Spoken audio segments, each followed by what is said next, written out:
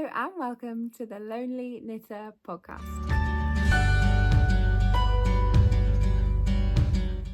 Hi, welcome. If you're a returning viewer, welcome back. If you're a new viewer, hi. My name is Laura. I am the dyer behind the Lonely Knitter. I am the owner of Folk Yarn Studio and creator of Folk Yarn, a East Anglian yarn line, and I also run East Anglia Yarn Festival, an annual yarn show in Norwich. I come here to talk about my crafty life. This might only be episode 11, but I had about 90 back episodes before I had a little restart, so if you want to go back and see all of the everything over the last few years, it's all here on my YouTube channel. I come here to talk about crafts in general, life sometimes in general, yarny, businessy sometimes stuff, and yeah, this is my little corner of the internet where I come to chat. It is very late at night here though. It is now 7 minutes past 10 on Tuesday the 10th of September. I don't know if I've said that already or not. Yeah, it's gone 10 o'clock at night. I meant to leave quite a while ago, but I have been trying to play catch up. I am still playing catch up from the summer holidays. I am coming to you, I haven't said this, I'm coming to you from Lowestoft, the most easterly town in England, and I live here with, well, I don't live here, this is the studio, this is about a 10-minute drive from my house, but I live here with my husband and my 2 little children and my dog and my cat, and my kids are 7 and 4, and school has just started back. This is the first full week of school after the summer holidays, which were, what, 7 weeks long, were they? 6.5 weeks long. I'm playing catch up.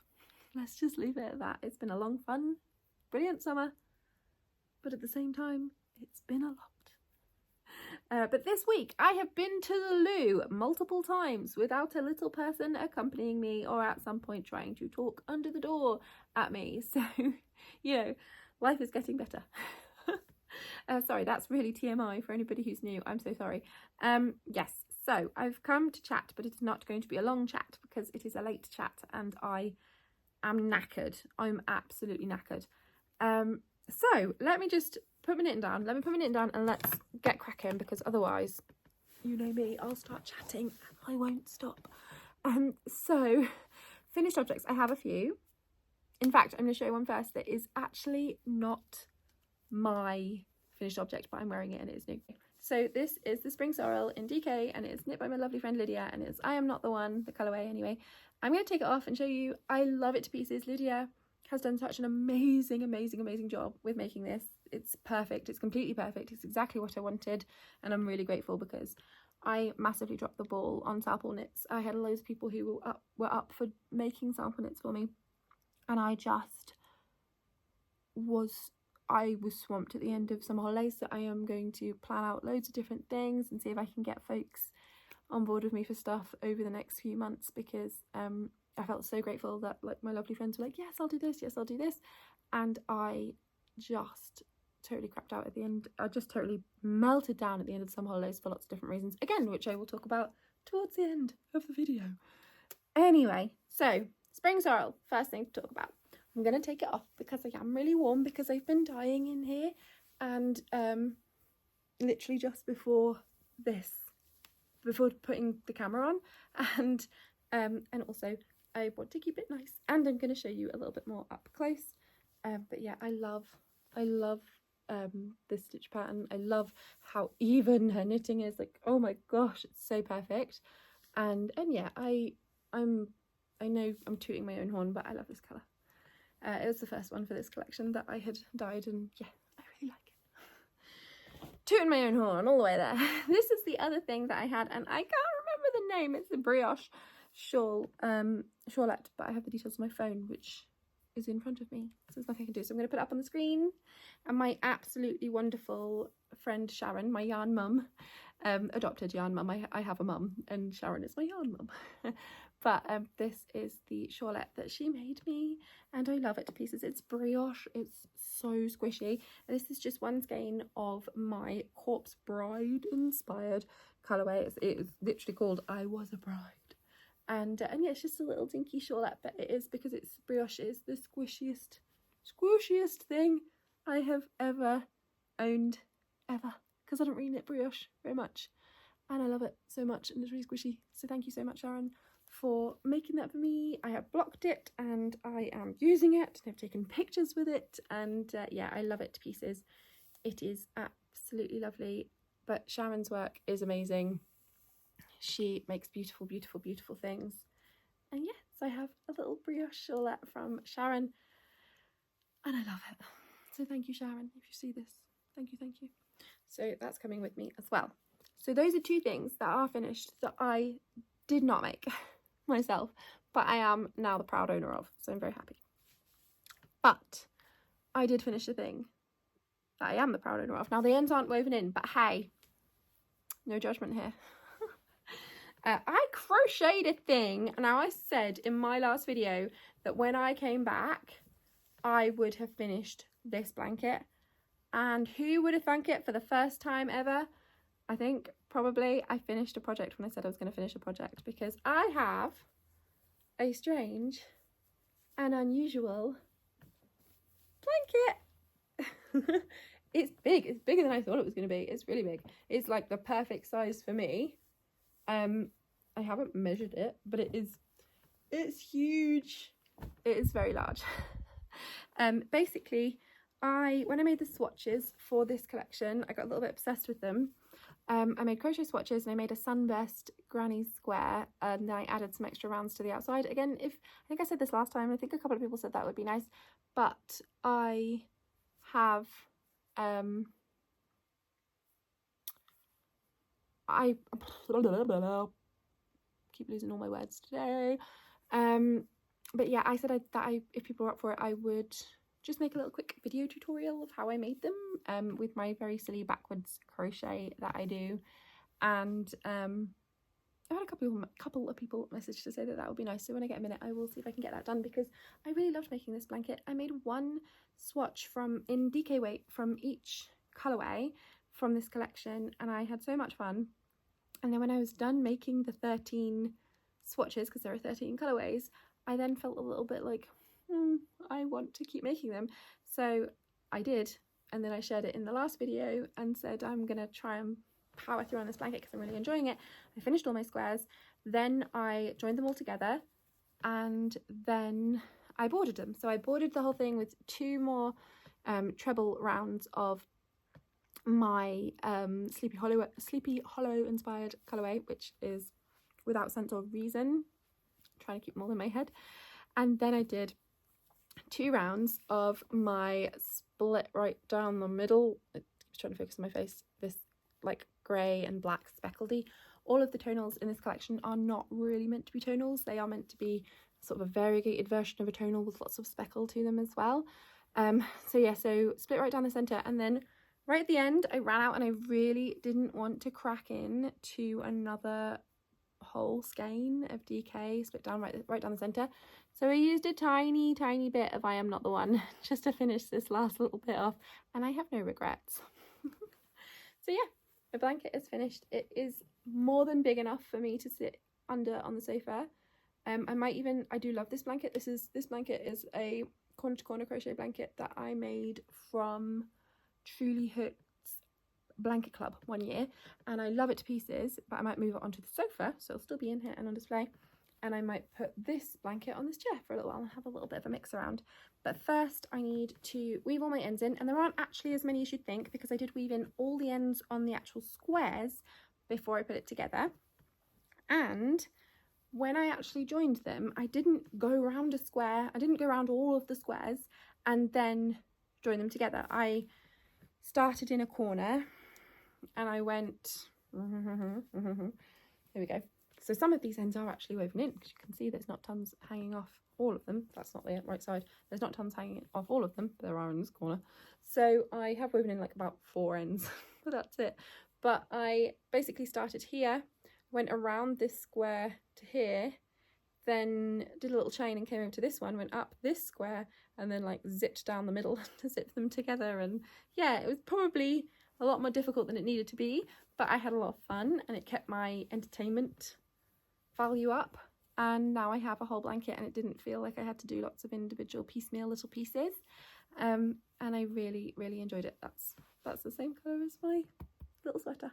So yeah, I need to take some pictures of this now and get them up, but I have an idea with my friend to potentially go and have some pictures taken outside somewhere.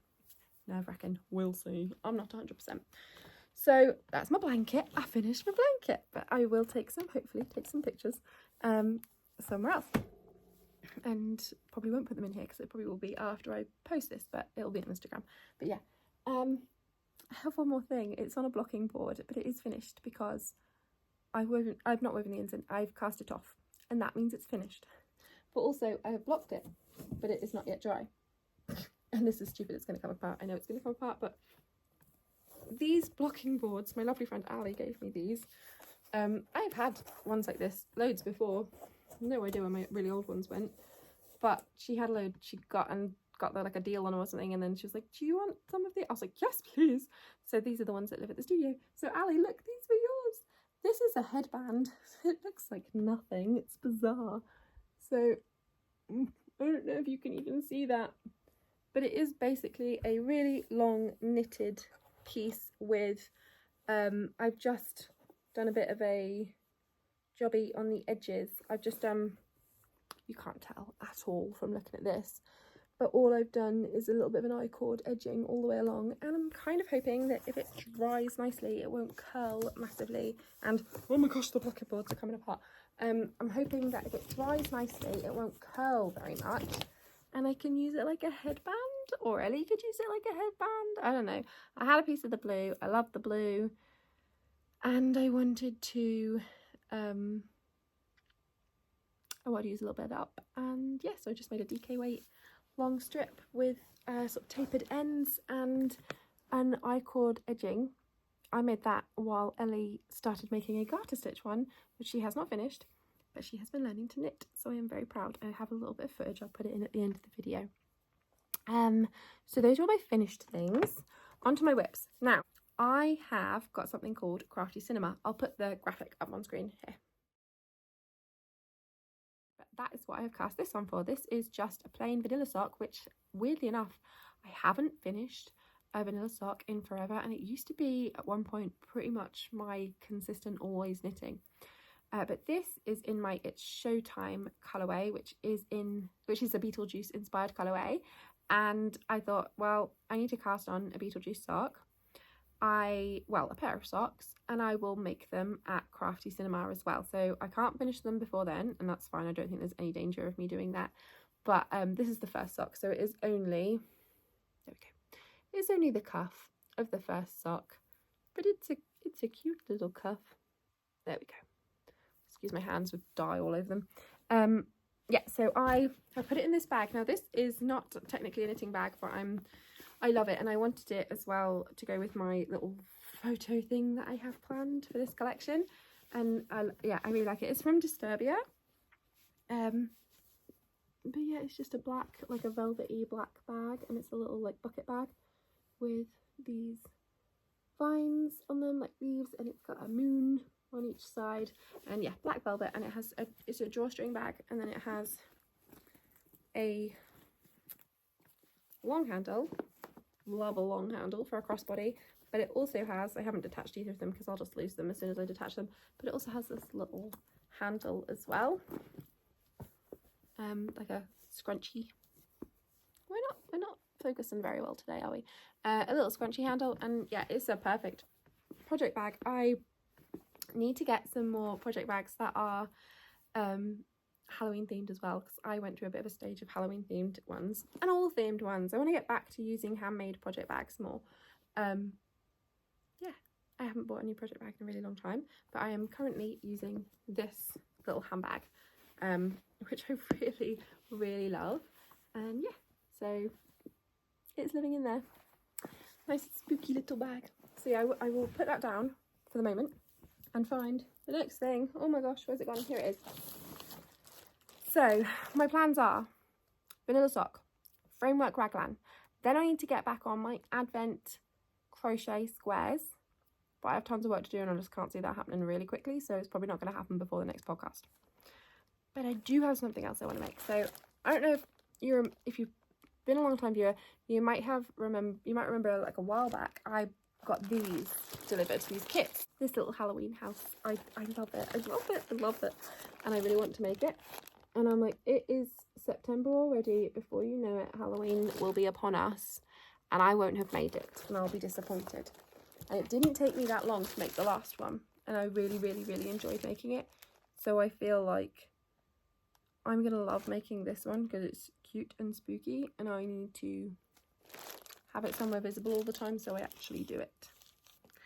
So that's my plan. I have plans. I have a garment, I have an easy accessory, and then I have a like stitching thing as well that's a little bit different for having a little bit of a mix up, a bit of a break. I tell you what I'm gonna miss having a crochet project.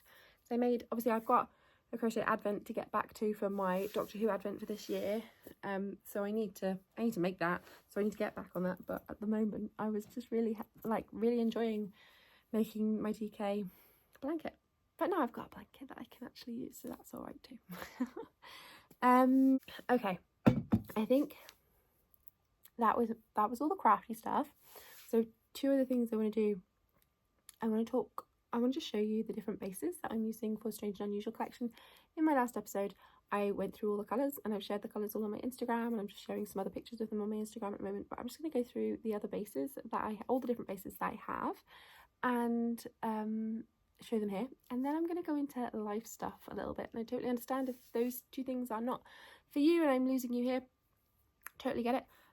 The life stuff, yeah, it might be a little heavy. I might end up putting a separate video up about some of the life stuff as well, but I'll just go over like a basic overview here. Yeah, anyway, so I'm going to get those yarns to show you the different bases. Okay, so I thought I would show you on Without Sense or Reason because it's a bit of a neutral colourway that you can still see the stitch, like the yarn definition, without losing anything because of a big mixy colour. So I will go straight in with Luxe Sock. So this is my most, it keeps focusing on my face. This is my most common, normal, I'm really struggling. This is one of my most common bases. This is the base I use the majority of the time. My Luxe Sock, it's 75% superwash merino, 25% nylon. It's super squishy. I love it. It's my favourite. So this is my Luxe Sock base. And yeah, it's just my normal shoulder cricking. Just my normal base. And then my other totally normal, I use this all the time base is the DK weight. So this is my Luxe DK, and this is a, there we go, a really, really squishy yarn. This is what I've made my entire blanket out of and I love, and it's also what my spring sorrel is made out of as well. And then my Tweedy yarn. So I've added a Y on the end. I'm calling it Tweedy instead of just Tweed. I don't know if this is showing up because it keeps trying to find my face. Yeah, that's my Tweed. And then I have Sparkle Sock, which I really struggle to show people the sparkles in, so I'm probably just going to put a little bit of video in here of one of the colours to see if you can see the sparkle. Hopefully you can see that. My next one, that is a new one to me. Well, I have used it before, but this is the first time that I think I've offered it in a pre-order in a long time. This is an Aran weight and I love it. It is so nice. I tried chunky last time and there were a few people who liked the chunky, but a lot of people who asked for an Aran weight, and I like an Aran weight, and I'd like a squishy, comfy, lovely Aran weight winter snuggly thing, so Aran weight. And then last but definitely not least, now this one I really, really agonised over. This is Squishy Singles. I dyed singles when I was first a yarn dyer, and I dyed it for quite a while and I loved it. But it wasn't a brilliant seller and I ended up swapping it out with something else. And I have regretted it ever since and wanted to have a singles yarn ever since. So I have decided to bring it back. So this is 100% merino and it is singles and I love it to pieces. and I really hope you guys love it as much as I do, because it is the softest, squishiest, loveliest thing I have ever put next to my skin, and I want people to love the singles as much as I do. I had a very small amount of singles, but they were from a different company that I used about a year ago just to use up a few packs of things, and I've literally been thinking about it ever since, that I want to bring it back as a base that I use regularly. And yeah, so I'm bringing it back for the first time in a long time with this collection. So actually, gosh, I think it was nearly 2 years ago, can't even remember what it was. So that's all my bases, that's all my crafty chat. Now I'm on to live stuff. It's super late, it's 20 to 11, I haven't had any dinner and I need to go home.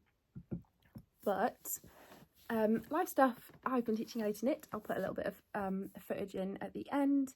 Yeah, I have had a very busy summer holidays. I've had a real tough time with East Anglia Yarn Festival applications this year, and I know that this is actually a good problem to have, because if I didn't have this problem, it would mean that really people didn't want to vend at my show. But I just,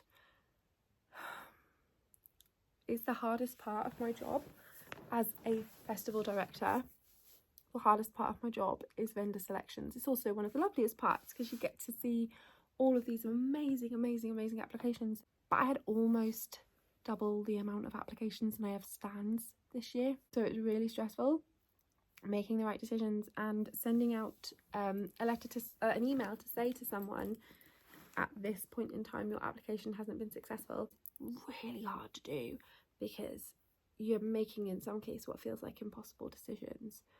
I still love my job and I still want to do my job, but yeah, the last couple of days of applications, and bear in mind they were open for like 7 weeks, and the last couple of days I had almost half of them came in that last couple of days, and that's fine because the applications are still open, but it was a lot more than it has ever been, and I was very surprised, and I'm very grateful, and I'm so happy, and I thank you if you're one of those, if you happen to be watching this and you're a business that applied to the show, thank you. Yeah, I think I might do a video that just maybe call it the worst part of being a yarn show organizer. Little behind the scenes things of all the things that I think about when it comes to like how I make my decisions and stuff like that. Also because part of why I think it's so hard for me as well is that I am a yarn show vendor. I know I've had a year off this year. I'm not vending shows this year, just to give me a little bit of mental headspace back with a lot of things going on, but I am a yarn show vendor, I am a yarn dyer, I am part of the community, and I have a lot of friends in that community, and so it's really hard to sort of separate out what one part of the job from the other. And yeah, that bit is really hard to sort of separate my friend self, who wants to let everyone in because I like everybody, to the person who has to make hard decisions for your business, because you can't take everybody. It's horrible. I hate it. I that's my one. Yeah, I can't. I want people to apply. I get massive anxiety that nobody's going to apply, and then it's unreal how many people apply, and I'm like, wow, now I need to make some hard decisions, and that's not so fun. So I've had that on top of still having the children around, on top of bringing out a collection, dining Advent, summer holidays, like everything, and quite a lot of health stuff going on. Which brings me to my next thing. Hi, Laura from the future, here with Frank. It's been a couple of weeks since I filmed this video, and I have been putting off editing it, and I think that is because I knew that I had talked about what is going on with my body towards the end of the video, and I knew I would have to do some editing because there was a light outside. I knew I'd have to do some editing because I had stopped myself a lot in the video and restarted, and yeah. So turns out, now that I've actually watched it back, it's just a lot of me looking worried and panicked because it's a hard subject to talk about, and when you put something on the internet, it's kind of there forever. So yeah, I'm gonna have another go now that it's not quite so late.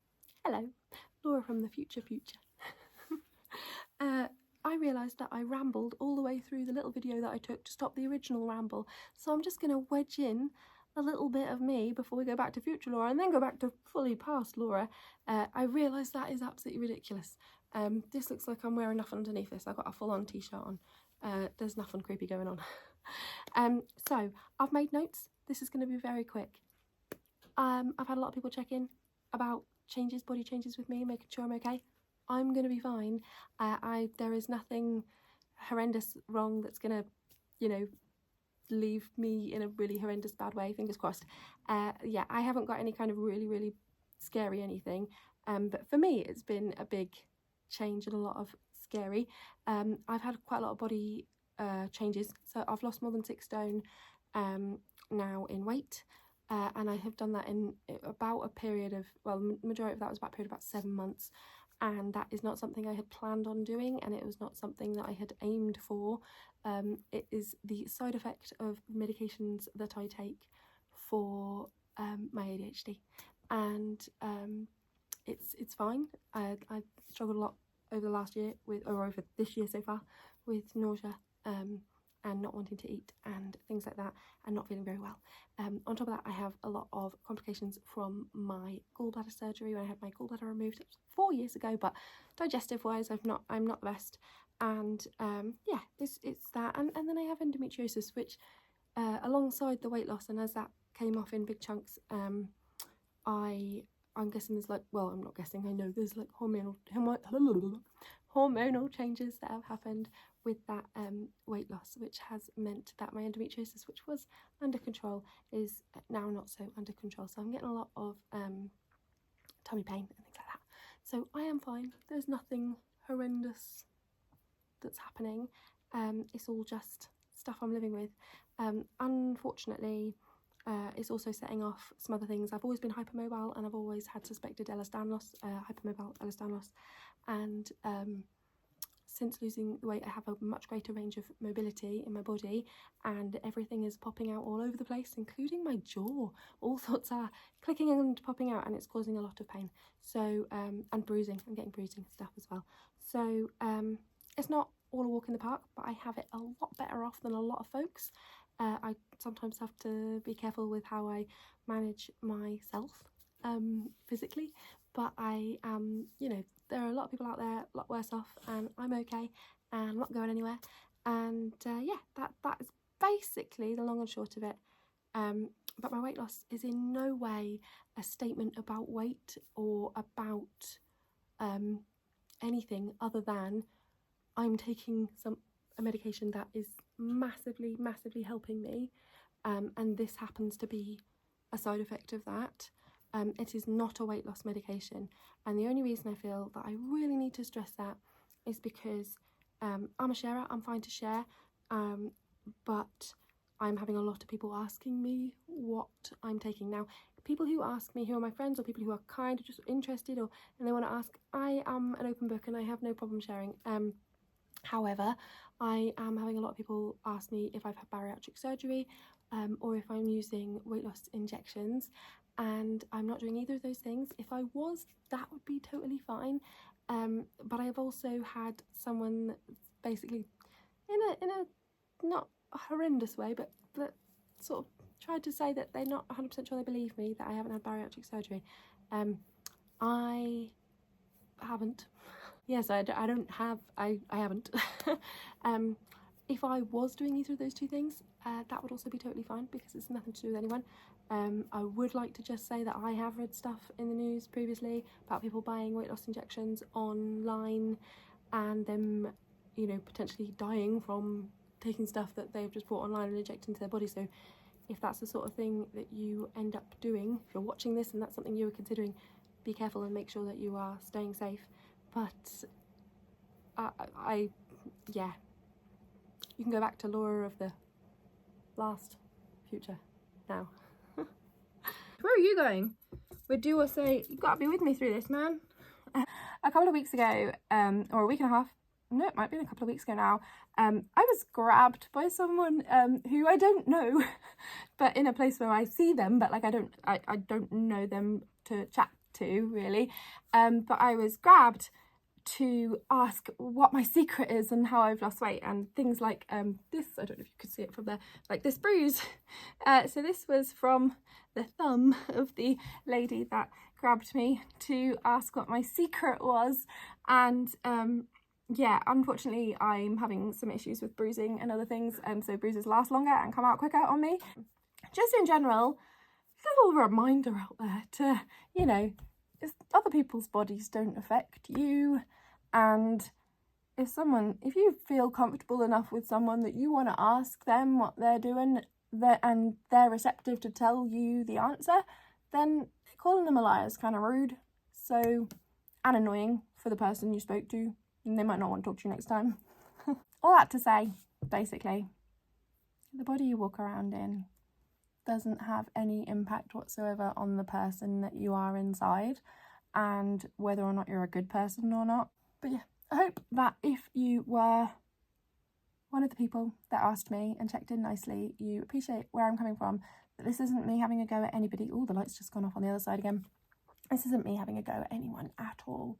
It isn't meant as a dig to anyone at all, and it's very much a love letter to the lovely people who have checked in nicely and been kind, and a reminder to everyone else that, like, it doesn't matter. It really doesn't matter. So I'm gonna go, and if you've got all the way to the end of this incredibly long ramble, thank you so much, and as always, thank you for making me so much less of a lonely knitter. So there we go, Ellie's first go at knitting. Are you happy? No, break now. You can definitely have a break now.